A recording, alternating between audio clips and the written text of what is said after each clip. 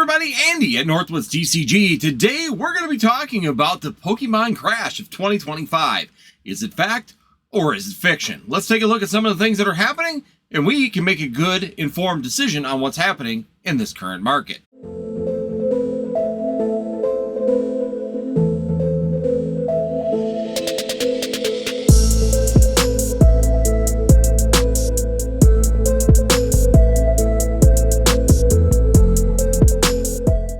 So there's a lot of things happening in the Pokemon market right now, and a lot of people are maybe having a little bit of fatigue. There's always this worry, there's always this concern that is currently happening in the Pokemon market, especially with a boom or a period of time where the markets continue to go up for so long, right? People are really starting to get that itchy trigger figure that anything could happen at this point in time. So let's take a look at what's actually happening in the Pokemon market. Now, I'm going to put next to me, of course, this graph that you'll be able to see next to me right over here, which is going to show you this is actually my investment account. I've been using it as kind of a joke on some of my videos and shorts that I've been putting out there, but realistically, all jokes aside, and talking about this on the live, this is exactly what we're seeing. This is the crash that's occurring at this point in time. Now, you can see this is 1 year's worth of time, and then I'm going to zoom in right now, and I'll circle it on the first one and zoom in on the little section that people are all concerned about. And it's really been about a week. Now, where is this concern coming from, and what is causing this to happen in the Pokemon market? Well, be honest with you, there's a couple of things that I think are occurring at this point in time. And if you really do hyperanalyze on things, you could really go down some really strange rabbit holes. But normally in a market, and especially one that's been performing like this for so long, you start to get market fatigue. You get buyers fatigue, you get sellers fatigue, you get people starting to be concerned about the inevitable drop in the market that could occur at any point in time. And on top of that, you got a company that could at any point in time print a large number of products and completely change the course of the Pokemon TCG. These are all factors that people don't really think about necessarily, but they do start to contribute to what's going on in the market. Now, it's been about 8 months. We're coming up on almost 10 months now of continuous growth in this particular market. And at some point in time, we are going to have saturation in the market. Now we're seeing Sword and Shield products kind of coming down a little bit. A lot of my portfolio is still Sword and Shield and early Scarlet and Violet. Now that's not necessarily the best way to look at it, because I'm not looking at today's market when it comes down to this, because I haven't been buying much for investment. I've told you that ever since about Surging Sparks time period. I really haven't bought any investments because the market's just been too crazy. I've actually been selling out on my investments because it's a good time to capitalize on this growth before the markets try to equalize or start to rebalance themselves in the near future. I think that that's inevitably going to happen. What's going to happen is that you're going to get so much buyers fatigue, you're going to get so much sellers fatigue in this market, that all it's going to take is one thing that someone gets too worried about that's going to start a chain reaction, a domino effect of people starting to sell. And when that mass selling starts to occur, it creates other people to sell. And pretty soon, it's a mass sell-off of all this product, and a lot of things start changing hands. Things start to move, things start to fluctuate. And personally, I would rather be in a position where I have cash to capitalize on that, because as we've talked about several times in the channel or on many other investment channels, it's always better to buy into a recession than it is to try and buy into a booming market. Now, I know some channels are going to sit there and tell you buy everything everywhere because it's going to do great. And I do agree. I think that if you buy stuff now, in 10 years, are you going to be sad with that investment? No. But I also think that if you wait another couple months, possibly a year, you might be even happier with your investment, because it'll still get the gains that you're looking at, but you're going to get it at a better price, which is another thing when you're looking at investing and capitalizing on these investment markets.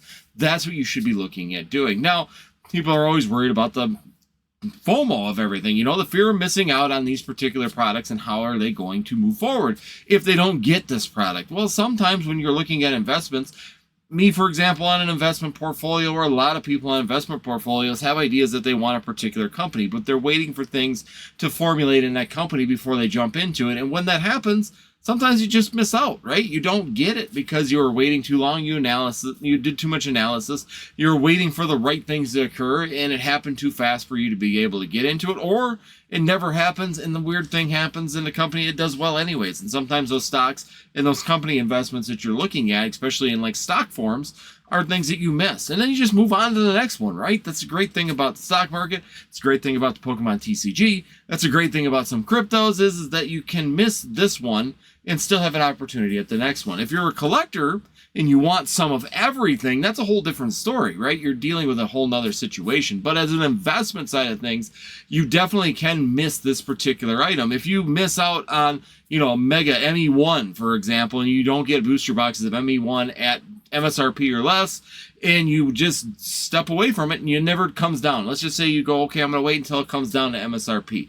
Destin's Rivals, I'm going to wait until it comes down to MSRP. As an investor, I would be willing to wait and give it a chance to potentially do that or potentially miss out, but I understand that risk. But as a collector, I need that product for my collection. That's where you got to draw that line. Am I a collector or am I an investor? If I'm a collector, I'm trying to get that product because I want to get it at the best price I can. Sometimes I'm going to spend a little bit extra money, even though it may lose value, but at least I've got it for that collection. As an investor, I'm looking at trying to get the best pricing I can on that so that I can get the best growth and potential out of that product, something that we sometimes forget when we're in the investment space, especially in a hobby such as the Pokemon TCG. A lot of times people really, really start to lose focus on what they're truly doing. Are you collecting? Are you trying to collect PSA 10s of a specific thing? Are you trying to have one of every booster box? Are you trying to have a case of every booster box? Trying to own every single UPC? Are you whatever, ETB, Pokemon Center Elite Trainer boxes? All these things are factors that people need to take into consideration when they're doing investment or collecting. You need to find a way to draw that line. And when you see market graphs like I showed you earlier, they don't necessarily concern you as much, especially in the investment side. If you're waiting for that best pricing to begin with, sometimes missing out on some of the really high-priced items that you could always get back later. Is Destin's Rivals really going to shoot up to $700 and stay at $700 for the foreseeable future?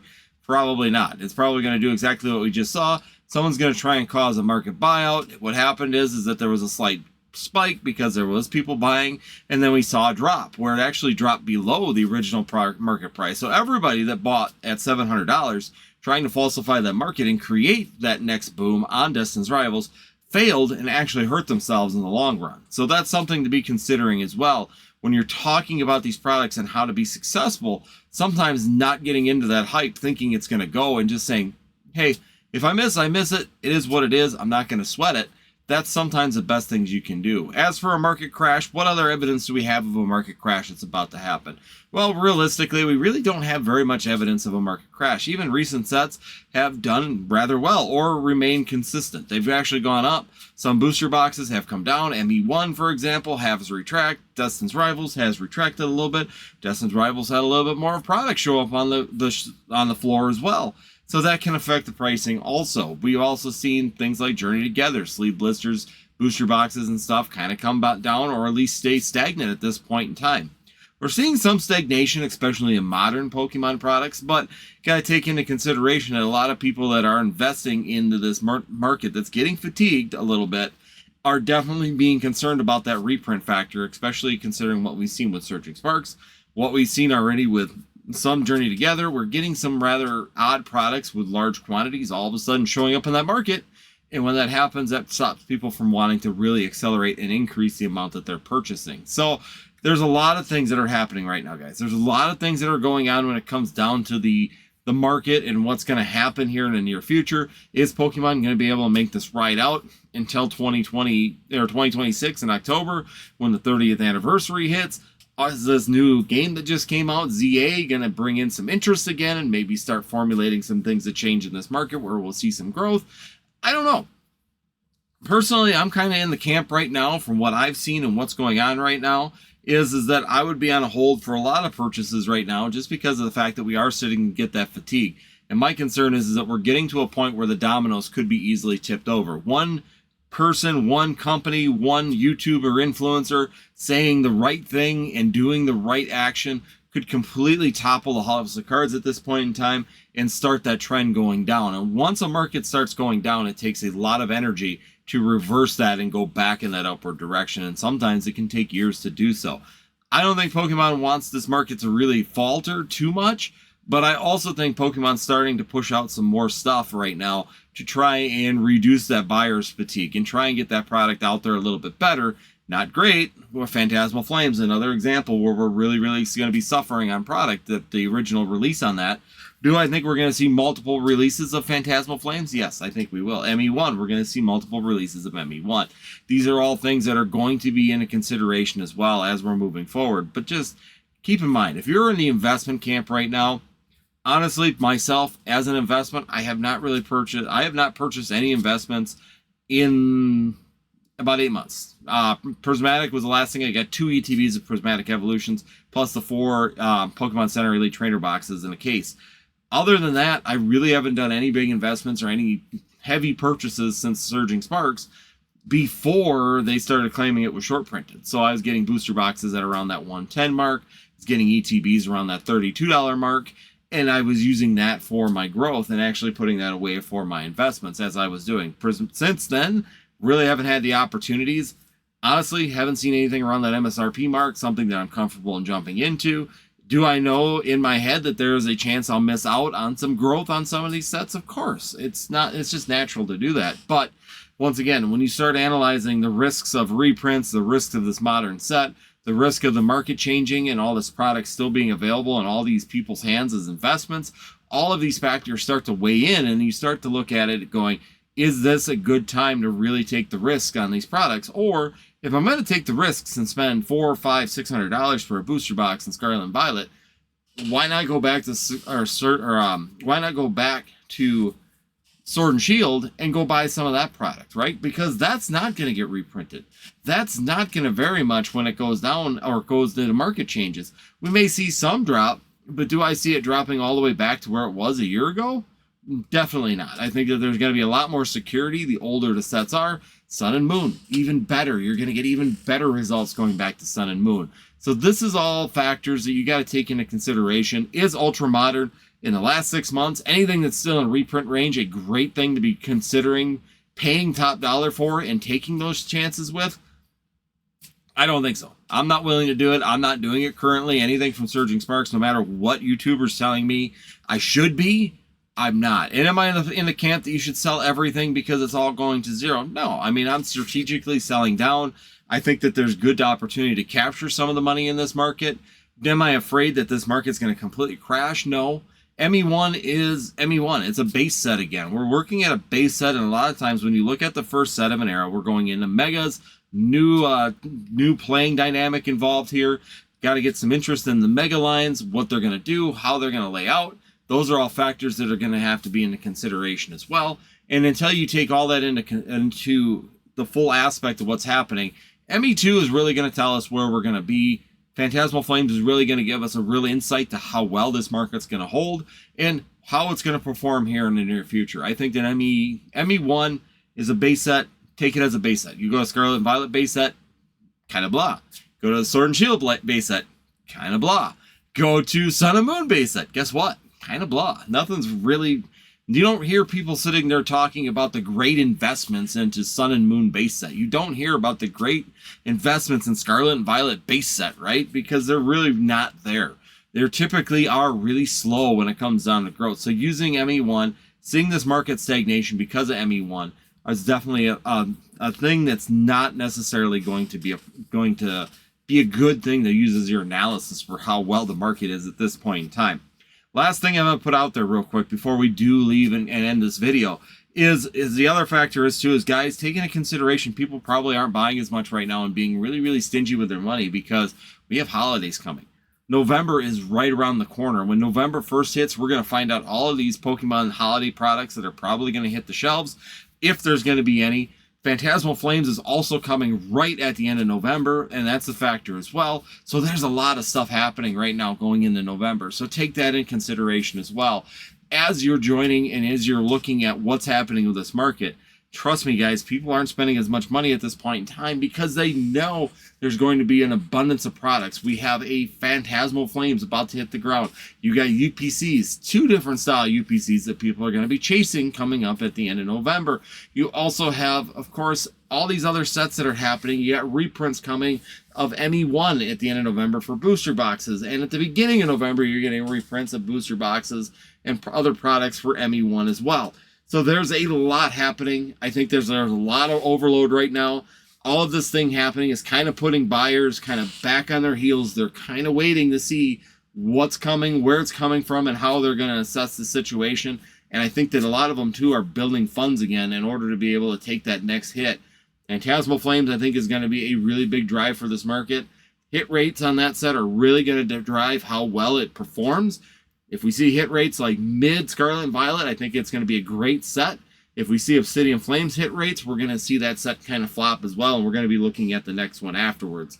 We really need to see a set with that mid-range pull rates. That way we can get a good feel for how this market's doing, and that'll be the final gauge as we're going into the mega sets, how well things are doing. So when it comes down to fact or fiction, are we in a Pokemon crash? No, I think we're just kind of slowing down a little bit. Markets are still going up on a lot of the products. Scarlet and Violet products are still having some pretty good growth.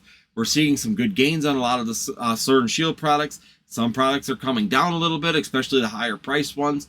Actually, most of that loss on the graph that I showed you earlier is coming from Evolving Skies. Evolving Skies booster boxes actually came down a little bit along with Lost Origin. So both of those sets kind of came down a little bit from their peak values.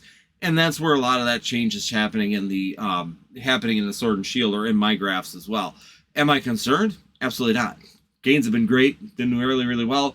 Overall, market's been really, really hot still. Selling products such as, Lost Origins, Brilliant Stars, those kind of tag teams or trainer gallery sets, selling really, really easy. I can lay them out 1 or 2 boxes at a time, and they just kind of roll out the door in a couple days. It's not like it's super fast, instant, but it's moving nice and slow, able to capitalize on this current peak market. Take advantage of it, guys. If you are holding on to all-time high investments, right now, good time to get out, start banking some cash, getting ready for some market shifts.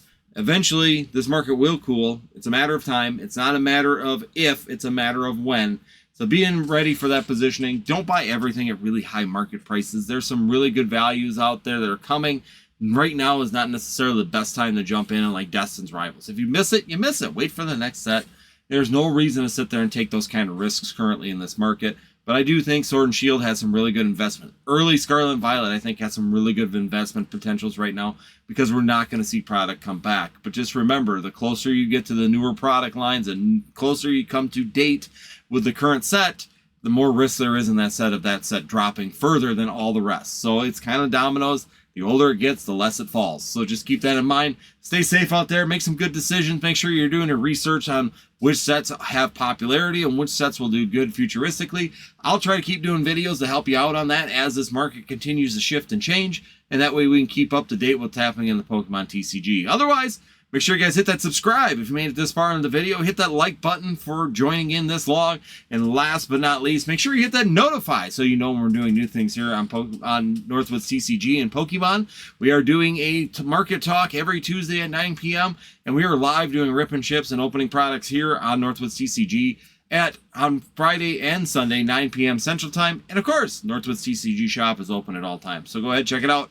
Hope to see you next time here on Northwoods TCG.